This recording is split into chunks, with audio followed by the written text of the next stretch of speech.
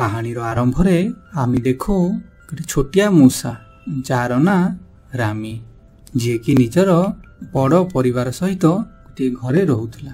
ରାମୀ କେବେ ବି ଖରାପ ଖାଦ୍ୟ ଖାଇବା ପାଇଁ ଭଲ ପାଉନଥିଲା। ସବୁବେଳେ ବାସି ସଢ଼ା ଖାଦ୍ୟ ପରିବର୍ତ୍ତେ ଫ୍ରେଶ ଆଉ ଭଲ ଖାଦ୍ୟ ତାକୁ ଭଲ ଲାଗୁଥିଲା। ଆଉ ସେ ନିଜର ଭାଇ ଯାହାର ନାଁ ଏମିଏଲ ତାକୁ କହୁଥିଲା ଯେ ବାସି ସଢ଼ା ଖାଦ୍ୟ ଖାଇବା ଠିକ ନୁହେଁ ଆଉ ଖାଦ୍ୟକୁ କେବେ ବି ଚୋରି କରି ଖାଇବା ଉଚିତ ନୁହେଁ। ରାମୀ ପ୍ରକୃତରେ ଜଣେ ବଡ଼ ରୋଷେଇଆ ଯାହାଙ୍କ ନାଁ ରସ୍ତୋଗ ତାଙ୍କଠାରୁ ଖୁବ ପ୍ରଭାବିତ ହୋଇଥିଲା। ରସ୍ତୋଗଙ୍କର ଟିଭି ପ୍ରୋଗ୍ରାମ ଏବଂ ତାଙ୍କ ଦ୍ୱାରା ଲିଖିତ ବହି ଯାହାର ନାଁ ଏନିୱାନ କ୍ୟାନ କୁକ୍ ଠାରୁ ଖୁବ ଅନୁପ୍ରାଣିତ ହୋଇଥିଲା। ଦିନେ ରାମୀ ହାତରେ କିଛି ପନିର ଆଉ ଛତୁ ଲାଗିଥିଲା। ତାକୁ ରାନ୍ଧିବା ପାଇଁ ସେ ଘରେ ଏପଟ ସେପଟ ହେଉଥିବା ସମୟରେ ତାକୁ ଘରର ମାଲିକାଣୀ ଦେଖି ନେଇଥିଲେ। ଛୋଟିଆ ମିଶାକୁ ଦେଖି ଘରର ମାଲିକାଣୀ ବନ୍ଧୁକ ବାହାର କରି ତା ଉପରକୁ ଚାଳନା କରିଥିଲେ, କିନ୍ତୁ ବନ୍ଧୁକର ଗୁଳି ଘରର ଚାଜାରେ ବାଜି ଚାଜାଟି ଭୁଷୁଡ଼ି ପଡ଼ିଥିଲା, ଯାହା ଫଳରେ ରାମୀର ପରିବାରର ସମସ୍ତ ମୂଷା ଏପଟେ ସେପଟେ ଦୌଡ଼ିବାକୁ ଲାଗିଥିଲେ। ଆଉ ଏତେ ମାତ୍ରାରେ ମୂଷାଙ୍କୁ ଦେଖି ଘରର ମାଲିକାଣୀ ମଧ୍ୟ ଅନବରତ ଭାବରେ ମୂଷାମାନଙ୍କୁ ଲକ୍ଷ୍ୟ କରି ଗୁଳି ଚାଳନା କରି ଚାଲିଥିଲେ। ଏହା ଭିତରେ ମୂଷାମାନେ ଘରର ନାଳ ପାଇପ୍ ଦେଇ ବାହାରକୁ ବାହାରି ଯାଇଥିଲେ, କିନ୍ତୁ ରାମୀ ଦୁର୍ଭାଗ୍ୟବଶତଃ ନିଜର ପରିବାର ଠାରୁ ବିଚ୍ଛିନ୍ନ ହୋଇଯାଇଥିଲା। କିଛି ଦିନ ପର୍ଯ୍ୟନ୍ତ ରାମୀ ସେହି ନାଳ ଭିତରେ ନିଜର ପରିବାରକୁ ଅପେକ୍ଷା କରି ବସି ରହିଲା, କିନ୍ତୁ ପରେ ତାର ଅନ୍ତର୍ମନରେ ରସ୍ତୋଗ ଆସି ଯେପରି କହିବାକୁ ଲାଗିଲେ ଯେ ରାମୀ, ତୁମକୁ ଏହି ନାଳରୁ ବାହାରିବାକୁ ହେବ ଆଉ ଜୀବନରେ ଆଗକୁ ବଢ଼ିବାକୁ ହେବ। ଠିକ ଏହିପରି ଅନୁଭୂତି ହେବା ପରେ ରାମୀ ନାଳରୁ ବାହାରି ଦେଖେ ଯେ ସେ ପ୍ୟାରିସର ବଡ଼ ସହରରେ ପହଞ୍ଚି ଯାଇଛି, ଯେଉଁଠି ରସ୍ତୋଗଙ୍କର ବି ରେଷ୍ଟୁରାଣ୍ଟ ରହିଛି।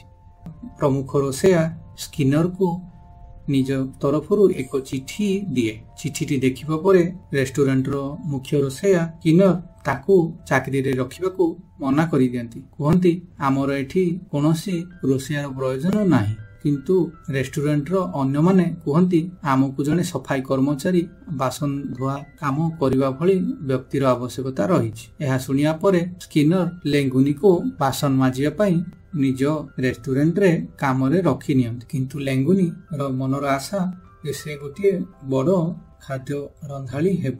ଏଣୁ ସେ ଗ୍ରାହକ ପାଇଁ ତିଆରି ସୁପରେ ବିଭିନ୍ନ ପ୍ରକାର ମସଲା ମିକ୍ସ କରିବାକୁ ଲାଗିଲା। ଏସବୁକୁ ଭେଣ୍ଟିଲେସନରେ ବସିଥିବା ରାମୀ ଦେଖୁଥିଲା। ହଠାତ୍ ଭେଣ୍ଟିଲେସନରୁ ଖସି ପଡ଼ି ରାମୀ ରେଷ୍ଟୁରାଣ୍ଟ ଭିତରେ ପଡ଼ିଗଲା, କିନ୍ତୁ ନିଜକୁ ରେଷ୍ଟୁରାଣ୍ଟରେ କାମ କରୁଥିବା କର୍ମଚାରୀଙ୍କ ଗୋଡ଼ ତଳେ ଚାପି ହେବାରୁ ରକ୍ଷା କରି ଏପଟ ସେପଟ ହେଇ ଠିକ ଝରକା ଦେଇ ବାହାରି ଯିବା ପୂର୍ବରୁ ରାମୀ ଦେଖିବାକୁ ପାଇଲା ଯେ ଲେଙ୍ଗୁନି ସୁପର ସତ୍ୟାନାଶ କରିବାକୁ ଯାଉଛି। ଏହାପରେ ତାର ଅନ୍ତର୍ମନରେ ରସ୍ତୋଗ ପୁଣି ଥରେ ଆସି ତାକୁ କହିଲେ ଯେ ତୁମକୁ ଏହି ସୁପ୍ ଠିକ କରିବାକୁ ହେବ।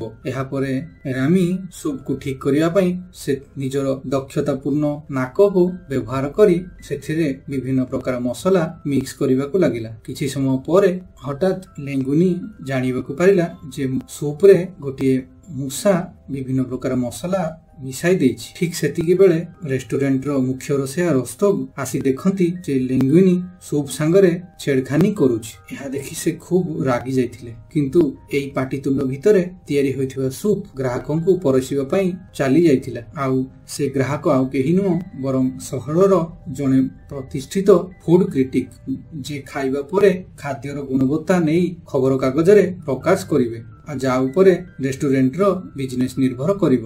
କିନ୍ତୁ ସୌଭାଗ୍ୟବଶତଃ ସୁପ୍ଟି ତାଙ୍କୁ ଖୁବ ଭଲ ଲାଗିଥିଲା ଆଉ ସେ ଖୁସି ହୋଇ ରେଷ୍ଟୁରାଣ୍ଟରୁ ଯାଇଥିଲେ। ପରେ ରସ୍ତୋଗ ସୁପ୍ ଟେଷ୍ଟ କରିଥିଲେ ଆଉ ଅନ୍ୟମାନେ ମଧ୍ୟ ସୁପ୍ ଟେଷ୍ଟ କରିଥିଲେ, ଯାହାକି ଖୁବ ଭଲ ହୋଇଥିଲା। କିନ୍ତୁ ରସ୍ତୋଗ ଲେଙ୍ଗୁନିକୁ କହିଥିଲେ, ଠିକ ଏଇଭଳି ଭଲ ସୁପ୍ ତୁମକୁ କାଲି ମଧ୍ୟ ତିଆରି କରିବାକୁ ପଡ଼ିବ। କିନ୍ତୁ ଲେଙ୍ଗୁନି ଜାଣିଥିଲା ଯେ ସୁପ୍ ସିଏ ତିଆରି କରିନାହିଁ, ବରଂ ଛୋଟିଆ ମୂଷା ତିଆରି କରିଛି। ତେଣୁ ସେ ରାମୀକୁ ଗୋଟିଏ କାଚ ଜାର ଭିତରେ ଧରି ନେଇଥିଲା ଆଉ ତାକୁ ବାହାରେ ଛାଡ଼ିବା ପୂର୍ବରୁ ହଠାତ୍ ବୁଝିପାରିଥିଲା ଯେ ଛୋଟିଆ ମୂଷାଟି ତାର ଭାଷା ବୁଝିପାରୁଛି, କିନ୍ତୁ ତଥାପି ସେ ତାକୁ ଖୋଲି ଦେଇଥିଲା। ହଠାତ୍ ରାମୀ ମୁକ୍ତ ହୋଇ ଦୌଡ଼ି ତା ଠାରୁ ଦୂରକୁ ଚାଲିଯିବା ସମୟରେ ସେ ଅନୁଭବ କରିଥିଲା ଯେ ନା, ମତେ ଲେଙ୍ଗୁନିକୁ ସାହାଯ୍ୟ କରିବାକୁ ପଡିବ, କାରଣ ମୋ ବିନା ଲେଙ୍ଗୁନି କିଛି ବି କରିପାରିବ ନାହିଁ। ତେଣୁ ସେ ପୁଣି ଥରେ ଲେଙ୍ଗୁନି ପାଖକୁ ଚାଲି ଆସିଥିଲା, ଯାହା ଫଳରେ ଲେଙ୍ଗୁନି ଆଉ ରାମୀ ପରସ୍ପର ବନ୍ଧୁ ହୋଇଯାଇଥିଲେ।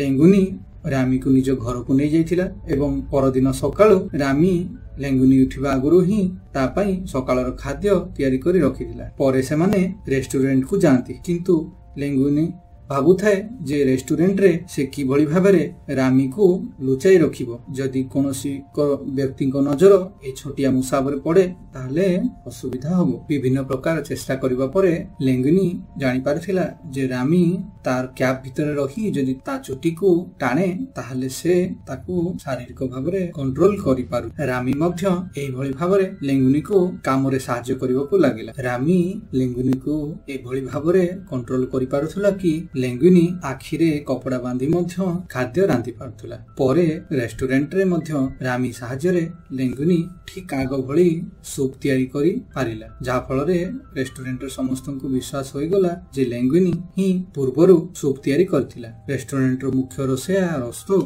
ଲେଙ୍ଗୁନିକୁ ରେଷ୍ଟୁରାଣ୍ଟର ଜଣେ ମହିଳା ରୋଷେୟା କୋଲାଇଡଙ୍କ ଠାରୁ ରନ୍ଧା କାର୍ଯ୍ୟ ଶିଖିବା ପାଇଁ କହିଥିଲେ। କିଛି ଦିନ ବିତିଯିବା ପରେ ରେଷ୍ଟୁରାଣ୍ଟର ମୁଖ୍ୟ ରୋଷେୟା କିନେର ନିଜର ଅଫିସରେ ବସି ଚିଠି ପଢୁଥିବା ସମୟରେ ସେ ଦେଖିବାକୁ ପାଇଲା ଯେ ଲେଙ୍ଗୁନି ଯେଉଁ ଚିଠି ଦେଇଥିଲା ସେଥିରୁ ଜଣା ପଡୁଛି ଯେ ଲେଙ୍ଗୁନି ପ୍ୟାରିସର ସବୁଠାରୁ ଭଲ ରୋଷେୟା ଗୁସ୍ତୋଙ୍କର ହିଁ ପୁଅ। ଏହା ଜାଣିବା ପରେ କିନେର ଖୁବ ରାଗି ଯାଇଥିଲା। ସେ ନିଜର ଚିନ୍ତା ଦୂର କରିବା ପାଇଁ ଜଣେ ଓକିଲକୁ ଡାକିଥିଲେ। ଓକିଲ ଆସି କିନେରକୁ କହିଲେ ଯେ ହେଇପାରେ ଏ କଥାଟି ସତ୍ୟ ନୁହେଁ, ତେଣୁକରି ଆମକୁ ପ୍ରମାଣ ଦେଖିବାକୁ ପଡିବ କି ଲେଙ୍ଗୁନି ପ୍ରକୃତରେ ରେସ୍ତୋଗଙ୍କ ପୁଅ କି ନୁହେଁ। ପ୍ରମାଣ ପାଇଁ ଓକିଲ ନିଜ ସାଙ୍ଗରେ ଲେଙ୍ଗୁନିର ଟୋପିର ଗୋଟିଏ ଚୁଟି DNA ଟେଷ୍ଟ ପାଇଁ ନେଇଯାଏ। ଏପଟେ କୋଲାଇଡ ଲେଙ୍ଗୁନିକୁ ରେଷ୍ଟୁରାଣ୍ଟରେ କିପରି ଭାବରେ କାମ କରିବାକୁ ହେବ ସେଇ ବିଷୟରେ ବୁଝାଉଥାଏ। ରେଷ୍ଟୁରାଣ୍ଟରେ ମଧ୍ୟ ସ୍ପେଶାଲ ଖାଦ୍ୟ ପାଇଁ ଅଧିକରୁ ଅଧିକ ଡିମାଣ୍ଡ ବଢୁଥିଲା। ଗ୍ରାହକଙ୍କ ଡିମାଣ୍ଡକୁ ଦେଖି ସ୍କିନର ମଧ୍ୟ ଲେଙ୍ଗୁନିକୁ ରୋଷେଇ ଭାର ଦେଇଦିଏ ଆଉ କୁହେ, ତୁମକୁ ତ ନୂଆ ନୂଆ ଖାଦ୍ୟ ବନେଇବାର ବହୁତ ସୌକ, ତୁମେ ତାହେଲେ ବର୍ତ୍ତମାନ ରେଷ୍ଟୁରାଣ୍ଟ ସମ୍ଭାଳ। ଏହାପରେ କୋଲାଇଡ ଆଉ ଲେଙ୍ଗୁନି ଦୁଇ ଜଣ ମିଶି ନୂଆ କିଛି ରାନ୍ଧିବାକୁ ଚେଷ୍ଟା କରୁଥାନ୍ତି, କିନ୍ତୁ ତା ମଧ୍ୟରେ ରାମୀ ଲେଙ୍ଗୁନି ସାହାଯ୍ୟରେ ଖାଦ୍ୟରେ କିଛି ନୂଆ ମସଲା ମିଶାଇ ଦିଏ। କୋଲାଇଡ ସେଥିରେ ନିଜର ତିଆରି ସସ୍ ଦବା ପୂର୍ବରୁ ତାହା କଷ୍ଟମରଙ୍କୁ ଖାଇବା ପାଇଁ ଦେଇ ଦିଆଯାଏ। ସମସ୍ତଙ୍କୁ ଡାଉଟ ଥିଲା ଯେ ଖାଦ୍ୟର ସ୍ୱାଦ ନିଶ୍ଚିତ ଭାବରେ ଭଲ ହୋଇନଥିବ, କିନ୍ତୁ ଚମତ୍କାରର କଥା ଯେ ସମସ୍ତଙ୍କୁ ସେଇ ନୂଆ ଖାଦ୍ୟ ଖୁବ ଭଲ ଲାଗିଥିଲା। ଆଉ ପରେ ପରେ ପ୍ରାୟ ସବୁ ଗ୍ରାହକ ସେଇ ନୂଆ ଡିଶକୁ ଖାଇବା ପାଇଁ ଅର୍ଡର ଦେବାକୁ ଲାଗିଥିଲେ। କୋଲାଇଡ କୁ ଲାଗୁଥିଲା ଯେ ତାର କୌଣସି ସହାୟତା ଲେଙ୍ଗୁନିକୁ ନାହିଁ, କାରଣ ଲେଙ୍ଗୁନି ନିଜେ ହିଁ ଖୁବ ଭଲ ଖାଦ୍ୟ ରୋଷେଇ କରିବା ଜାଣିଛି। କିନ୍ତୁ କିନରକୁ ଡାଉଟ ଥିଲା ଯେ ଲେଙ୍ଗୁନି ତ ଏଭଳି ଖାଦ୍ୟ ରାନ୍ଧିବା ଯୋଗ୍ୟ ନୁହଁ, କୋଉଠି ନା କୋଉଠି କିଛି ଗଡବଡ ରହିଛି। ଏସବୁ ବିଷୟରେ ଜାଣିବା ପାଇଁ କିନର ଲେଙ୍ଗୁନିକୁ ନିଜ ଅଫିସରେ ବସାଇ କଥା ଛଳରେ ତାଠାରୁ ଭଲ ଖାଦ୍ୟ ରାନ୍ଧିବାର ଗୁପ୍ତ ରହସ୍ୟ ବିଷୟରେ ପଚାରିବାକୁ ଚେଷ୍ଟା କରିଥିଲା, କିନ୍ତୁ ଲେଙ୍ଗୁନି କୌଣସି ସଠିକ ଜବାବ ଦେଇନଥିଲା। ସନ୍ତୁଷ୍ଟଜନକ ଉତ୍ତର ନ ପାଇ କିନର ଲେଙ୍ଗୁନିକୁ ରେଷ୍ଟୁରାଣ୍ଟ ସଫା କରିବା ପାଇଁ ଦାୟିତ୍ୱ ଦେଇ ଚାଲିଗଲା। ଏପଟେ ରୋଷେଇ ଘର ବାହାରେ ରାମୀ ଦେଖେ କିଛି ଛାଇ। ପରେ ବୁଝିପାରେ ସେ ଛାଇଟି ଆଉ କାହାର ନୁହେଁ ବରଂ ତା ଭାଇ ଇମାଇଲର। ଇମାଇଲକୁ ଦେଖିବା ପରେ ଇମାଇଲ ରାମୀକୁ କୁହେ ଯେ ଆମେ ଭାବିଥିଲୁ ଯେ ଆମେ ଆଉ ତୁମକୁ କେବେ ଦେଖିପାରିବୁ ନାହିଁ। ଇମାଇଲକୁ ପାଇ ରାମୀ ମଧ୍ୟ ଖୁବ ଖୁସି ହୁଏ। ଇମାଇଲ ରାମୀକୁ କୁହେ, ତୁମକୁ ବର୍ତ୍ତମାନ ଆମ ସହିତ ଯିବା ଉଚିତ, ପରିବାରର ସମସ୍ତେ ତୁମକୁ ବହୁତ ଖୋଜିଛନ୍ତି। ରାମୀ ମଧ୍ୟ ନିଜ ପରିବାର ପାଖକୁ ଯାଏ ଆଉ ତାର ଫେରିବା ଖୁସିରେ ତାର ପରିବାର ଗୋଟେ ବଢିଆ ପାର୍ଟି ଆୟୋଜନ କରିଥିଲେ। ରାମୀର ବାପା ତାକୁ କହନ୍ତି ଯେ ରାମୀ, ଆମେ ମଣିଷକୁ ଯେତିକି ଭଲ ଭାବୁ ସେମାନେ ସେତିକି ଭଲ ନୁହନ୍ତି, ତାଙ୍କ ଠାରୁ ଯେତେ ଦୂରେଇ ରହି ପାରାଯାଏ ସେତେ ଭଲ। କିନ୍ତୁ ରାମୀ ଏ କଥାକୁ ମାନିବାକୁ ରାଜି ନଥାଏ। ସେ କୁହେ ମଣିଷ ମାନେ ଏତେ ବି ଖରାପ ନୁହନ୍ତି। ରାମୀର ବାବା ତାକୁ ଗୋଟିଏ ଦୋକାନକୁ ନେଇଯାଆନ୍ତି, ଯେଉଁଠାରେ ମୂଷାଙ୍କୁ ଧରିବା ପାଇଁ ବହୁତ ଗୁଡେ ପିଞ୍ଜିରା ଆଉ ମୂଷା ମାରିବା ବିଷ ବିକ୍ରି ହୁଏ। ରାମୀ ଏସବୁ ଦେଖି ବହୁତ ବହୁ ଚିନ୍ତାରେ ପଡିଯାଏ। ଭାବେ ଯେ ହେଇପାରେ ମଣିଷ ମାନେ ଖରାପ ବି ହୋଇପାରନ୍ତି। ପରଦିନ ସକାଳୁ ରାମୀ ରୋଷେଇ ଘରେ ପହଞ୍ଚି ଦେଖେ ଯେ ଲେଙ୍ଗୁନି ନିଶାରେ ଟଳମଳ ହୋଇ ଶୋଇଛି। ବହୁ ଚେଷ୍ଟା କରିବା ପରେ ମଧ୍ୟ ତାକୁ ହୋସରେ ଆଣି ପାରୁନଥାଏ। କିନ୍ତୁ ସେଠାରେ କୋଲାଇଡ ପହଞ୍ଚିବା ପରେ ସେ ଲେଙ୍ଗୁନିକୁ ଗୋଟେ ଚାପୁଡା ମାରେ, ଯାହାଫଳରେ ଲେଙ୍ଗୁନି ହୋସରେ ପଳେଇ ଆସେ। ପରେ କୋଲାଇଡ କୁହେ ଯେ ତୁମେ ତ ବର୍ତ୍ତମାନ ସ୍କିନେଟର ପସନ୍ଦର ରୋଷେଇଆ, ତୁମର ବା ଦରକାର କଣ ମୋ ସହିତ କାମ କରିବା। ଏପଟେ ପ୍ୟାରିସର ସବୁଠାରୁ ବଡ ଫୁଡ କ୍ରିଟିକଙ୍କ ପାଖକୁ ଇନଫରମେସନ ଆସେ ରସ୍ତୋଙ୍କ ରେଷ୍ଟୁରାଣ୍ଟ ପୁଣି ଥରେ ସୁସ୍ୱାଦୁ ଖାଦ୍ୟ ପରିବେଷଣ କରିବା ଆରମ୍ଭ କରିଦେଇଛି, ଆଉ ସେ ତାର ପପୁଲାରିଟି ମଧ୍ୟ ଖୁବ ବଢିଯାଇଛି। ଏପଟେ ସ୍କିନର ନିଜ ଓକିଲ ଠାରୁ ଜାଣିବାକୁ ପାଏ ଯେ ଲେଙ୍ଗୁନି ରସ୍ତୋଗର ପୁଅ, ତା ଅର୍ଥ ଏତେ ବଡ ରେଷ୍ଟୁରାଣ୍ଟର ମାଲିକ ଲେଙ୍ଗୁନି ଅଟେ। ଏପଟେ ରାମୀ ଲେଙ୍ଗୁନିକୁ ଛାଡି ନିଜ ପରିବାର ପାଇଁ ଖାଦ୍ୟ ସଂଗ୍ରହ ହେତୁ କିଚେନ ଷ୍ଟକ ରୁମରୁ ଖାଦ୍ୟ ଚୋରି ପାଇଁ ଚାବି ଖୋଜୁଥିବା ସମୟରେ ସ୍କିନରର ଡ୍ରରେ ଦେଖିବାକୁ ପାଇଥିଲା ରସ୍ତୋଙ୍କର ଉଇଲ, ଯାହାକୁ ପଢି ରାମୀ ଜାଣିପାରିଲା ଲେଙ୍ଗୁନି ରସ୍ତୋଙ୍କ ପୁଅ ଆଉ ରେଷ୍ଟୁରାଣ୍ଟର ପ୍ରକୃତ ମାଲିକ। ରାମୀ ସେଇ କାଗଜ ନେଇ ସ୍କିନର ଅଫିସରୁ ବାହାରିଯାଏ। ଏପଟେ ସ୍କିନର ବି ଜାଣିପାରେ ଯେ ତାର କାଗଜ ଚୋରି ହେଇଯାଇଛି, ତେଣୁ ସେ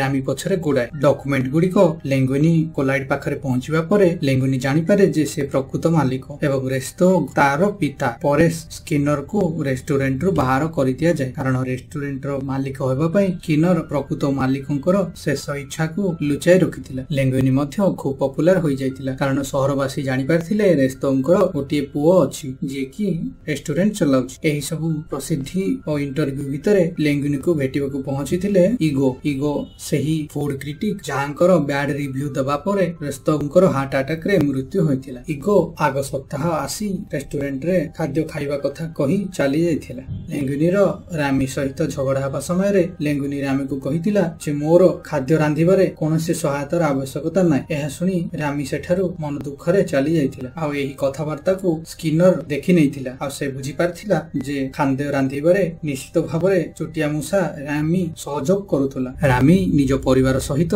ଖାଦ୍ୟ ଚୋରି କରିବା ପାଇଁ ଲେଙ୍ଗୁନିର ରେଷ୍ଟୁରାଣ୍ଟରେ ପଶିଥିଲା, କିନ୍ତୁ ଲେଙ୍ଗୁନି ସେମାନଙ୍କୁ ଦେଖି ସେଠାରୁ ଗୋଡେଇ ବାହାରକୁ ବାହାର କରିଦେଇଥିଲା। ସେହି ସମୟରେ ରାମୀକୁ ସ୍କିନର ଗୋଟେ ପିଞ୍ଜରା ମାଧ୍ୟମରେ ଧରି ନେଇଥିଲା। ଆଉ ଏପଟେ ଫୁଡ କ୍ରିଟିକ ଇଗୋ ରେଷ୍ଟୁରାଣ୍ଟରେ ଖାଇବା ପାଇଁ ଆସି ପହଞ୍ଚିଥିଲେ। ୱେଟର ଯେତେବେଳେ ଇଗୋ ପାଖକୁ ଯାଏ ଯେ କଣ ଆପଣ ନବା ପାଇଁ ଚାହାନ୍ତି, ସେତେବେଳେ ଇଗୋ କୁହେ ଯେ ଏମିତି କିଛି ଖାଦ୍ୟ ଆଣ ଯାହା ତୁମର ରେଷ୍ଟୁରାଣ୍ଟର ମେନ୍ୟୁରେ ନାହିଁ। କିଚେନରେ ଥିବା ସମସ୍ତ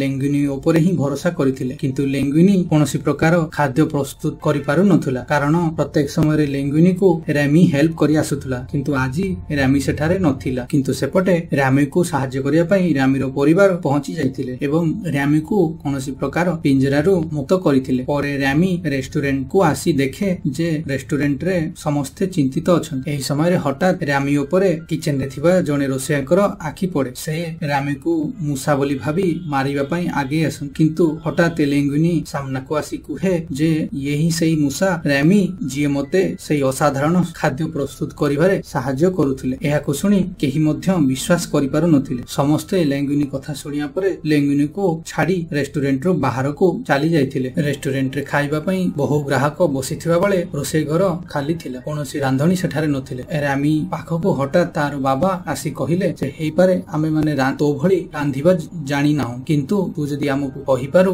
ଯେ କିଭଳି ରାନ୍ଧିବାକୁ ହେବ, ହୁଏତ ଆମେ ତୋତେ ସାହାଯ୍ୟ କରିପାରିବୁ ରାନ୍ଧିବାରେ। ଠିକ ସେହି ସମୟରେ ରୋଷେଇ ଘର ଭିତରକୁ ହେଲ୍ଥ ଇନ୍ସପେକ୍ଟର ପଶି ଆସନ୍ତି। ସେ ଏତେ ସଂଖ୍ୟାରେ ମୂଷାଙ୍କୁ ଦେଖି ରାମୀ କୁହେ ପ୍ରଥମେ ୟାକୁ ଧର। ସେମାନେ ତାକୁ ଧରି ଗୋଟିଏ ଘର ଭିତରେ ବନ୍ଦ କରିଦିଅନ୍ତି। ପରେ ଖାଦ୍ୟ ରନ୍ଧା ଷ୍ଟାର୍ଟ କରା ହୁଏ। ଲେଙ୍ଗୁନି ଖାଦ୍ୟର ଅର୍ଡର ଗ୍ରାହକଙ୍କ ଠାରୁ ଆଣି ରାମୀକୁ ଦେଉଥିଲା ଏବଂ ରାମୀ ଓ ତାର ପରିବାର ମିଶି ରାନ୍ଧଣା ଷ୍ଟାର୍ଟ କରିଦେଇଥିଲେ। ଠିକ ସେହି ସମୟରେ କୋଲାଇଡ ମଧ୍ୟ ଆସି ପହଞ୍ଚିଥିଲା। କୋଲାଇଡ ରାମୀକୁ ପଚାରିଥିଲା ଯେ ଆମେ ଫୁଡ କ୍ରିଟିକ ଇଗୋଙ୍କୁ କଣ ଖାଦ୍ୟ ପରସିବା। ଏଥିରେ ଉତ୍ତରରେ ରାମୀ କହିଥିଲା ମୁଁ ରାଟାଟୁଇ ତିଆରି କଥା ଚିନ୍ତା କରୁଛି। ଏହା ଶୁଣି କୋଲାଇଡ ଆଶ୍ଚର୍ଯ୍ୟ ହୋଇଥିଲା। ରାଟାଟୁଇ ଏକ ସାଧାରଣ ଖାଦ୍ୟ, କିନ୍ତୁ ରାମୀ ରାଟାଟୁଇ ତିଆରି କରିବାରେ ଲାଗି ଯାଇଥିଲା। କିନ୍ତୁ ଇଗୋ ଯେତେବେଳେ ସେ ରାଟାଟୁଇ ଖାଦ୍ୟକୁ ଖାଏ, ସେତେବେଳେ ସେ ତାର ମନ ଜଗତରେ ଛୋଟ ବେଳ ସମୟରେ ତା ମା ଯେତେବେଳେ ତାକୁ ରାଟାଟୁଇ ଦିଅନ୍ତି ସେଇ କଥା ମନକୁ ଆସେ। ଏପରି ଅପୂର୍ବ ଖାଦ୍ୟ ଖାଇ ସେ ଖାଦ୍ୟ ରାନ୍ଧିଥିବା କୁକଙ୍କ ସହିତ ଦେଖା କରିବାକୁ ଚାହୁଁଥିଲା। ସେତେବେଳେ ଲେଙ୍ଗୁନି ତାକୁ କହିଥିଲା ଯେ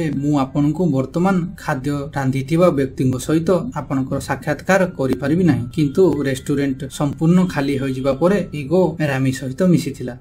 ଆଉ ରାମିକୁ ଦେଖିବା ପରେ ସେ କହିଥିଲା ଯେ ଆଜି ମୁଁ ବୁଝିପାରିଛି କାହିଁକି ରସ୍ତୋଗ କହୁଥିଲେ ଯେ ଏନିୱାନ୍ କ୍ୟାନ୍ କୁକ୍। ଏହାପରେ ସେ ନ୍ୟୁଜ ପେପରରେ ଖୁବ ଭଲ ରିଭ୍ୟୁ ଦେଇଥିଲେ, କିନ୍ତୁ ତଥାପି ରେଷ୍ଟୁରାଣ୍ଟର ଫୁଡ ଲାଇସେନ୍ସ କ୍ୟାନସଲ ହୋଇଯାଇଥିଲା କାରଣ ହେଲ୍ଥ ଅଫିସର ରେଷ୍ଟୁରାଣ୍ଟରେ ମୂଷାମାନଙ୍କୁ ଦେଖି ନେଇଥିଲେ। କିନ୍ତୁ ପରେ ଲେଙ୍ଗୁନି ଆଉ ଗୋଟେ ରେଷ୍ଟୁରାଣ୍ଟ ଓପନ କରିଥିଲା ଯେଉଁଠି ରାମି ଆଉ ଲେଙ୍ଗୁନି ଏକା ସାଙ୍ଗେ କାମ କରୁଥିଲେ, ଆଉ ଇଗୋ ମଧ୍ୟ ମଝିରେ ମଝିରେ ସେଠାକୁ ଖାଇବା ପାଇଁ ଆସୁଥିଲା। ତାର ଫେଭରେଟ ଖାନା ରାଟାଟୁଇ। କାହାଣୀଟି ଏଇଠି ଶେଷ ହେଲା। ଆଗକୁ ଏଇଭଳି ଭିଡିଓ ଦେଖିବା ପାଇଁ ଚ୍ୟାନେଲଟିକୁ ସବସ୍କ୍ରାଇବ ନିଶ୍ଚୟ କରନ୍ତୁ।